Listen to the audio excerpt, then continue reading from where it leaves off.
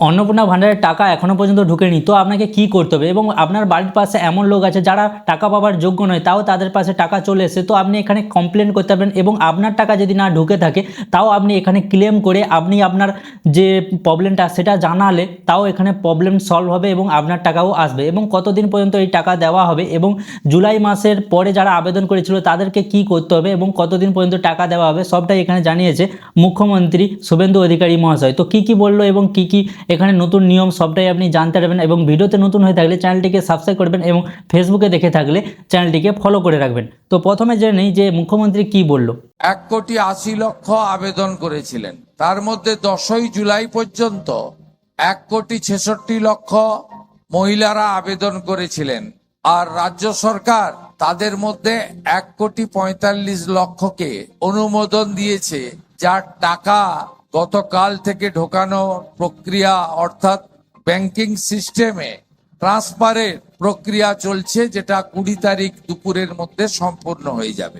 এরপরেও মহিলা মোর্চার দায়িত্ব যে উপযুক্ত মহিলা যদি বাদ চলে যায়, আমাদের যে পোর্টাল সেখানে আমাদের মহিলা মোর্চার কর্মীরা প্রত্যেকটা মা বোন দিদির কাছে গিয়ে আপনারা 10ই জুলাই 2026 পর্যন্ত আবেদনকারীদের মধ্যে উপযুক্ত কেউ যদি বঞ্চিত হয়, আবার নতুন ফর্ম ফিল আপ করতে হবে না, শুধু ফর্মের নম্বর অ্যাকাউন্ট নম্বর দিয়ে অভিযোগটা নথিভুক্ত করবেন। আর যদি দেখেন অনুপযুক্ত লোক পেয়ে থাকে, সে তথ্যটাও সরকারের চোখ হিসেবে আপনারা ওই পোর্টালে বলে দিবেন অমুক ব্যক্তি স্থায়ী সরকারি কেন্দ্রীয় সরকার বা রাজ্য সরকারের কর্মচারী, তাকে দেওয়া উচিত হয়নি, সেটাও আমরা কারেকশন করে নিতে পারবো। তো এখানে কি বললো যে 10ই জুলাই পর্যন্ত যত আবেদন হয়েছিল সেইগুলোই ভেরিফিকেশন হয়েছে, মানুষকে এখানে টাকা দেওয়া প্রক্রিয়া চালু হয়ে গেছে 17 তারিখ থেকে, যেমনটাই বলেছিল। আর 17 তারিখ থেকে 18, 19, 20 তারিখ পর্যন্ত এই টাকার প্রক্রিয়া দেওয়া চালু থাকবে। আর আপনার যদি আজকে 17 বা 18, 19 তারিখও হয়ে গেছে আর এখনও আপনার যদি অ্যাকাউন্টে টাকা নাও ঢুকে থাকে আর আপনি যোগ্য ব্যক্তি আর আপনার অ্যাকাউন্টে এখনও টাকা ঢুকেনি, তো আপনাকে অপেক্ষা করতে হবে 20 তারিখ পর্যন্ত। কারণ 20 তারিখ পর্যন্ত এখানে টাকা দেওয়ার যে প্রক্রিয়া ওটা চালু থাকবে। এমন নয় যে আপনার বাড়ির পাশে কারোর টাকা ঢুকে গেছে কিন্তু আপনার টাকা ঢুকেনি, তো আপনি কি করবেন? তো এই নিয়ে ভেবে নেবেন না যে আপনি টাকা পাবেন না বা আপনি অযোগ্য, এরকম ভাবেন না। 20 তারিখ পর্যন্ত অপেক্ষা করবে, তো 20 তারিখ পর্যন্ত এখানে টাকা দেওয়া চালু থাকবে। তারপরে হতে পারে 20 তারিখ পর্যন্তই টাকা আসবে, তারপর না যদি আসে ওখানে 20 তারিখের পর পোর্টাল চালু হবে, যেই পোর্টালের মাধ্যমে আপনি যদি যোগ্য হয়ে থাকে আপনার যে প্রবলেম সেই প্রবলেমটা ওই পোর্টালের মধ্যে আপনি ক্লেম করবেন। তারপরে আপনার তথ্য পুনরায় ভেরিফিকেশন হবে, ভেরিফিকেশন হয়ে গেলে আপনি যদি যোগ্য ব্যক্তি হয়ে থাকে তাহলে এখানে টাকা দেওয়া হবে।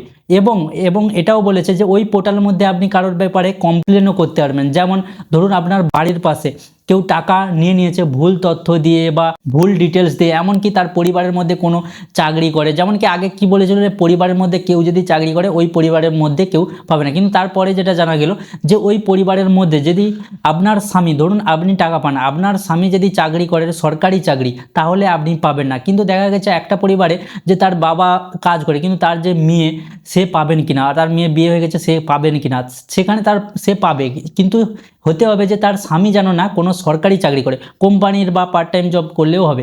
এবং আপনি যখন তথ্য এখানে জমা দিয়েছিলেন সেই তথ্য দেখতে হবে যে আপনি কিভাবে জমা দিয়েছিলেন, যে আপনার যে স্বামী কি কাজ করে সেটাও এখানে ভেরিফিকেশন করে দেখা হবে। এবং ভেরিফিকেশনে যদি আপনার তথ্য সঠিক এবং মিলে যায় তাও এখানে টাকা আটকে যেতে পারে আরও অনেক কারণে। যেমন যে ডিবিটি, এমনও জানিয়েছে 10 লক্ষ না 1 লক্ষ এমনও মানুষ রয়েছে যাদের কি হচ্ছে ডিবিটি লিঙ্কের প্রবলেম, মানে হতে পারে আপনার ব্যাংকের যে আধার কার্ড দেওয়া আছে সেই আধার কার্ডের সঙ্গে যে নামটা সেইটা পড়ছে না। কারণ এখন টাকা কি হচ্ছে, সরকার কি হচ্ছে যে টাকাটা ট্রান্সফার হচ্ছে ডিবিটি লিঙ্কের মাধ্যমে, মানে আপনি যদি আবেদন করেছিলেন আপনার যদি ব্যাংকের নামের সঙ্গে আধার কার্ডের নামের সঙ্গে না যদি মিল খায় তাহলে ওই অ্যাকাউন্টে টাকা পাঠানো সম্ভব নয়। তার মানে হচ্ছে যে প্রাপ্য সেই প্রাপ্য ব্যক্তি যেন টাকা পায়, এই জন্য ডিবিটি লিঙ্কের মাধ্যমে টাকা পাঠানো হচ্ছে। আর আপনাকে দেখে নিতে হবে যে আপনার ব্যাংকে যে নামটা আছে আর আধার কার্ডের নামের সঙ্গে মিল খাচ্ছে কিনা, ওখানে যদি ভুল থাকে তাহলে ও টাকা যাবে না।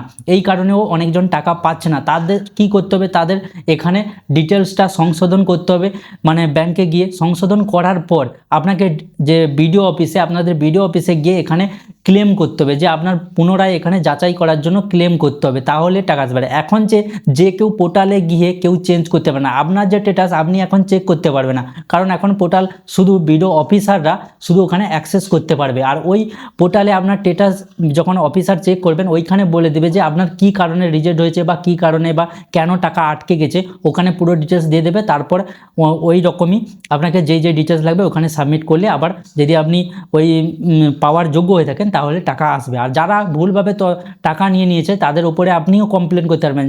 হতে পারে সরকার বাড়ি বাড়ি না গিয়ে ভেরিফিকেশন করেছে, হতে পারে কেউ ভুল তথ্য দিয়ে এখানে টাকা নিয়েছে, কিন্তু আপনি চাইছেন যে সরকারের টাকা এইভাবে ভুলভাবে নষ্ট না হোক। তার জন্য আমি এখানে সরকারকে জানাচ্ছি যে ওই ব্যক্তির ডিটেলসটা আবার পুনরায় চেক করা হোক। তার জন্য আপনি এই পোর্টাল খুলে দেওয়া হবে 20 তারিখের পর, মানে 20 তারিখ পর্যন্ত টাকা ছাড়া থাকবে। তারপর 20 তারিখ পর যদি এমন ব্যক্তির অ্যাকাউন্টে টাকা ঢুকেও যায় যারা পাবার যোগ্য নয় আপনি মনে করেন, তাহলে আপনি সরকারকে ওর ব্যক্তির ওপরে আপনি এখানে ডিটেলস যে বলতে পারেন যে পুনরায় এই ব্যক্তির ওপরে অবজেকশন জানাতে পারেন যে এই ব্যক্তি তো টাকা পাওয়ার যোগ্য নয় কিন্তু সে টাকা পেয়ে গেল, তো এনার যে ডিটেলসটা আমরা চেক করে দেখুন। চেক করে যদি দেখা যায় বা ধরা পড়ে যে হ্যাঁ ওই ব্যক্তিটা পাওয়ার যোগ্য নয় তাহলে তার উপরে অ্যাকশন নেওয়া হবে। তো এইভাবে কিছু ডিটেলস আপনারা জেনে গেছেন। আর এবং যারা জুলাইয়ের পরে মানে 10 জুলাইয়ের পরে যারা আবেদন করেছে তাদের পরের মাস থেকে টাকা ঢুকবে।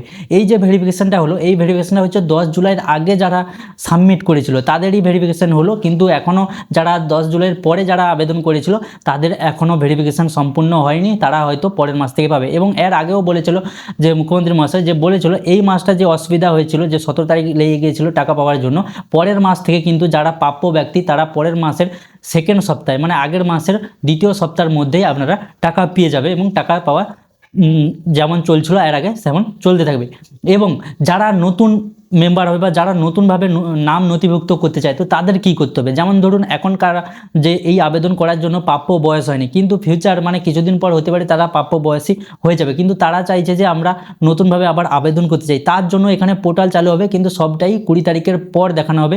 তার জন্য 20 তারিখ পর্যন্ত আপনাকে অপেক্ষা করতে হবে। তারপরে আমরা ভিডিওর মাধ্যমে জানিয়ে দেবো কী কী ডিটেলস এলো, কী কী নতুন নিয়ম এলো বা কী কী এখানে কীরকম সব কিছু জানিয়ে দেবো। তার জন্য আমাদেরকে আমাদের এই চ্যানেলটাকে ফলো করে রাখতে হবে এবং সাবস্ক্রাইব করে রাখতে হবে। তো বুঝতে পেরেছেন কি নতুনভাবে নিয়ম এলো এবং কী বলতে চাইছে, এটাই আমরা জানতে পারলাম যে এইখানে সরকার যতজন ব্যক্তি প্রাপ্য তাদেরকে টাকা ছেড়ে দেওয়া হয়েছে, যাদের এখনও টাকা ঢোকেনি তাদেরকে অপেক্ষা করতে হবে 20 তারিখ পর্যন্ত। তারপর আপনারা এখানে ক্লেম করতে পারেন, যদি আপনি মনে করেন যে আমি তো প্রাপ্য ব্যক্তি কিন্তু আমি পাইনি, তার জন্য ক্লেম করতে পারেন। পুনরায় এখানে ডিটেলস ফিল করতে পারবেন যখন টাকা ঢুকবে না। এবং আপনি যদি মনে করেন এই ব্যক্তি পাওয়ার যোগ্য নয় তার নামে আপনি এখানে অবজেকশনও জানাতে পারবেন। তো এটাই নতুন আপডেট। আর যাদের টাকা ঢোকেনি কিন্তু অ্যাপ্রুভ হয়ে গেছে তাদের ডিবিটি যে লিঙ্কের তাদের সমস্যা ব্যাংকের সমস্যা, তো ব্যাংকের সমস্যা আগে সমাধান করুন, তারপরে আপনার যে বিডিও অফিসে গিয়ে আপনি যোগাযোগ করুন, দেখুন কি সমস্যা, তারপর আপনি সলভ করতে পারবেন। তো আজ পর্যন্ত এটাই আপডেট। ভিডিওটি কেমন লেগেছে আর আপনার যদি কোনো জানকারি দরকার হয় তাহলে কমেন্টে জরুর বলবেন। ফেসবুকে দেখে থাকলে ফলো করে রাখবেন, আর ইউটিউবে দেখে থাকলে এরকম ভিডিও দেখার জন্য চ্যানেলটিকে সাবস্ক্রাইব রাখুন। দেখা হচ্ছে পরের ভিডিওতে, ততক্ষণের জন্য বাই।